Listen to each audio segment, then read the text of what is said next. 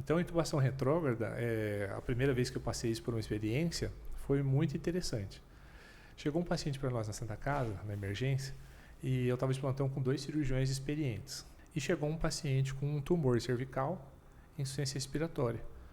E aí entrou na emergência. E naquela época eu ainda não fazia parte do cuidado horizontal. Eu estava no rodízio, eu estava na verde, fora da vermelha. Mas aí o pessoal me chamou, doutor Rodrigo, o pessoal está precisando de ajuda. E aí esses 2 profissionais estavam tentando entubar esse paciente porque ele chegou numa falência respiratória e eles tentaram entubar e não conseguiam. São 2 pessoas muito experientes mesmo. Aí quando eu cheguei para ajudar, eles estavam lá e tudo mais, eu falei, posso ajudar vocês? E eu fui avaliar. Então a gente até ensina isso no curso, né, toda a sequência de avaliação, aí fui avaliar. No que eu fui avaliar, que eu já imaginava mais ou menos toda a dificuldade que a gente ia ter de abordagem, né, avaliei rapidamente nessa tumoração cervical. O paciente tinha um CA cervical, desviou toda a anatomia das vias aéreas e o acesso anterior para fazer uma abordagem cirúrgica era praticamente impossível já. Todo edemaciado, tecido infiltrado e tudo. É engraçado que o cirurgião, ele se... Assustei que você chegou e não tinha feito uma crico? Ele sente seguro na abordagem cirúrgica, mas você chega num paciente desse, você vai entrar no tumor para chegar na viária. Quando eu avaliei, eu vi que eles dois cirurgiões ótimos, que fariam uma crico em 2 segundos, eles não tinham feito realmente, porque não tinha uma anatomia adequada para fazer. Fui ver da parte da laringoscopia, fui ajudar, então eu vi anteriormente a abordagem cervical, falei assim, a abordagem cirúrgica que não dá, mas eu posso fazer uma abordagem retrógrada. Aí eu vou explicar para vocês como que é. Aí eu vou fazer uma abordagem retrógrada. Mas antes eu fui fazer a laringoscopia para ver qual que era a situação anatômica. E eu tenho um vídeo laringoscópio, que dá uma visão muito diferenciada da laringoscopia. Eu apliquei a videolaringoscopia e mostrei para eles, olha, o paciente já não tinha uma anatomia também que dava para ver a epiglote. Ele já tinha uma massa tumoral que desviava tudo, a gente só conseguia ver a massa tumoral atrás da base da língua e era impossível, era um Cormac 4 mesmo, não dava para ver. E não dava para usar o fio Bunge como guia, porque como estava toda a anatomia desviada, o Bunge que eles até tentaram e tudo, não seguia uma sequência de progressão. E o paciente estava vivo, mas já estava agonizando, não tinha uma saída. E a máscara laríngea ou dispositivos extraglóticos não acoplavam naquela anatomia desviada e aquela massa, né, bem proeminente.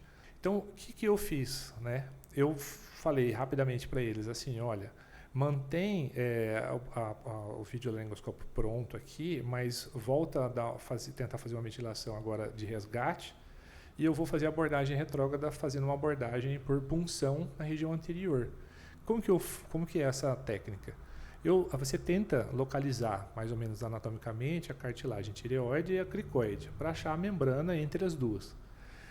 Como não dava para palpar e nem entender direito por essa massa, eu mais ou menos tentei sentir, né, na posição mais ou menos como estava desviado. Tinha um desvio bem importante para o lado direito do paciente e eu vi que tinha esse caminho. Peguei uma agulha e uma seringa, peguei uma agulha de acesso venoso central. Precisa passar um guia, né? Com um guia, porque usa a técnica de Seldinger, você pega e aí você posiciona nessa altura da membrana, que ali eu não consegui localizar, mas tinha uma ideia de onde era. Aí você entra numa angulação de 45 graus, né, nessa membrana em direção cefálica. E aí você entra, coloca 3 ml de água destilada, vai aspirando a sua agulha e quando ela começa a borbulhar e voltar, é porque entrou no espaço de ar, tem ar, uma via aérea. E eu fiz isso rapidamente e voltou. No que voltou, eu tirei a seringa, né, como na técnica de Seldinger, peguei o guia, acoplei na parte de trás da agulha e introduzi o fio guia. Quando eu fiz isso, eu coloquei o fio guia, tirei a agulha, pincei o fio guia e dei a volta para onde eles estavam dando o suporte ventilatório, peguei o videolaringoscópio e puxei. No que eu puxei, eu vi o fio guia vindo por trás de uma parte da massa. Pincei com uma pinça de McGill o guia, peguei o tubo e coloquei dentro, vesti ele dentro usando o fio guia do acesso venoso central. Isso virou meu guia para saber para onde... Aí eu descobri pela massa por onde ia. Coloquei o tubo devagarinho, fui empurrando. 6, 7, que tamanho de tubo você preferiu usar? Um tubo 7. Passou algum xilocaína, alguma coisa? Passei xilocaína para deslizar melhor. E aí usei esse fio guia. No que eu usei o fio guia, ele foi e desceu e entrou na via aérea. O que eu fiz? Não usei bloqueador neuromuscular porque eu precisava que esse paciente tivesse drive respiratório ainda. Então, eu vi o tubo embaçar. No que eu vi o tubo embaçar, dei aquela empurradinha, tirei a pinça, puxei o guia devagarzinho para ele não quebrar lá dentro e entubei o paciente. Os dois já pararam assim, o atendimento, na hora que começou a estabilizar e tudo, olharam assim e falaram assim, que bruxaria é essa que você fez?